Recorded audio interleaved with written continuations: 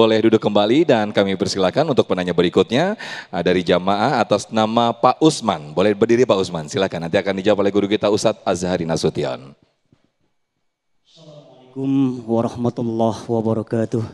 Waalaikumsalam warahmatullahi Izinkan wabarakatuh. saya Ayah Usman, jamaah dari Jakarta Pusat, ingin bertanya kepada guru-guru kita, mana yang lebih fatal akibatnya terhadap seseorang yang berdusta secara terang-terangan dengan seseorang yang berdusta secara tersembunyi? Mana yang lebih berbahaya atau mana yang berakibat fatal terhadap dirinya? Terang-terangan atau secara sembunyi-sembunyi ya.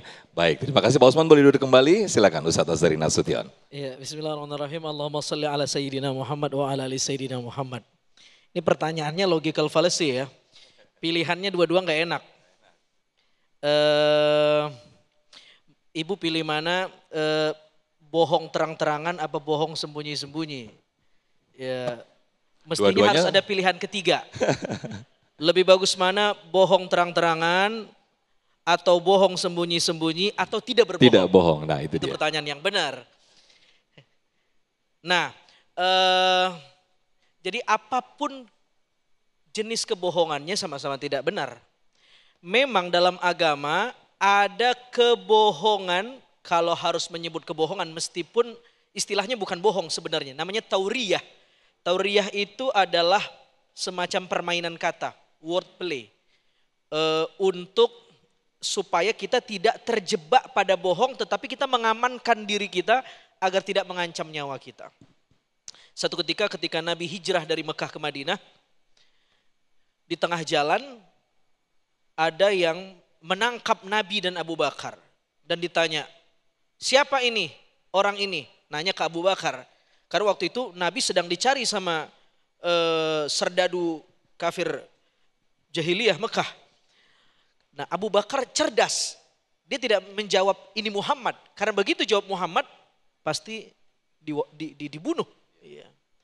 Karena ini dicari. Apa kata Abu Bakar radhiyallahu taala anhu wa ardhah? Kata Abu Bakar, beliau adalah sahabatku yang menunjuk hidupku, yang menjadi petunjuk hidupku. Tidak menyebut Muhammad sallallahu alaihi wasallam, tetapi dia mengatakan ini orang yang menunjukiku. Kan benar. Nabi sebagai petunjuk jalan diri kita. Sama kejadian dengan Nabi Ibrahim alaihissalam. Nabi Ibrahim satu ketika berhadapan dengan seorang raja zalim yang dia punya fetis agak aneh, semacam penyimpangan orientasi seksual. Dia mesti menyetubuhi perempuan yang perempuan itu udah jadi istri orang. Nah, satu ketika Siduna Ibrahim membawa istri beliau, ditanya, siapa perempuan ini yang kamu bawa? Kalau dijawab istri, bahaya. Nanti bisa disetubuhi oleh raja yang zalim ini.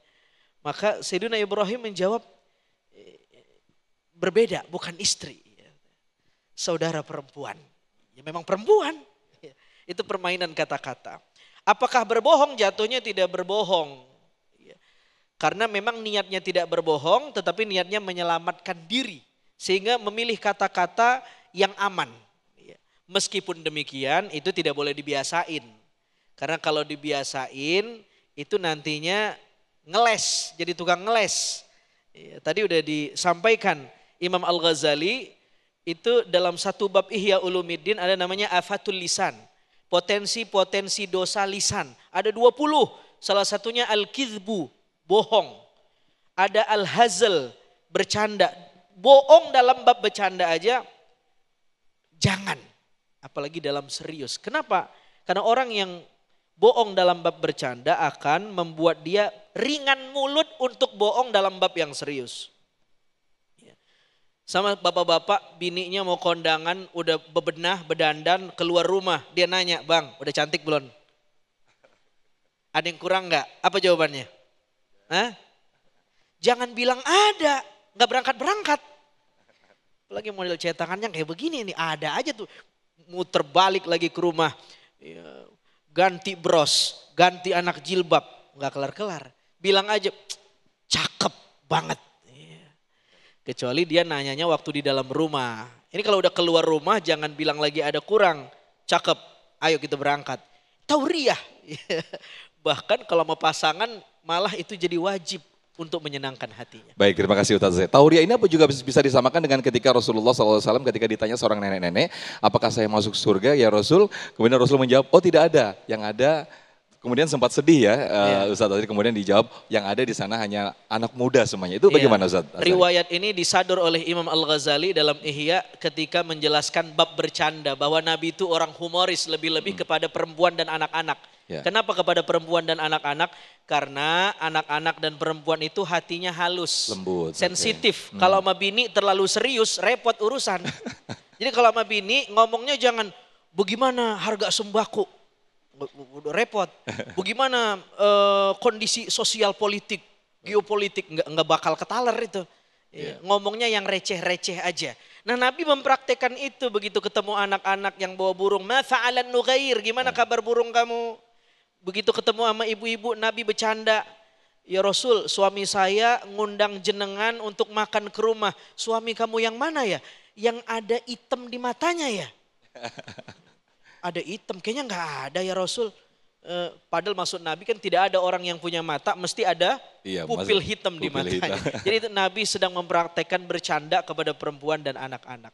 Bukan berbohong, itu jatuhnya bab bercanda. Tetapi bedanya canda Nabi dengan kita adalah kita bercanda bohong. Nabi bercanda jujur, bercandanya aja jujur. Ya. Kalau kita berangkat dari kebohongan. Baik, Masya Allah. Terima kasih Ustaz Azhari. Itulah saking pintarnya Nabi Muhammad SAW jadi bisa mengolah kata sehingga bercanda itu menjadi hal yang jujur sebetulnya ya.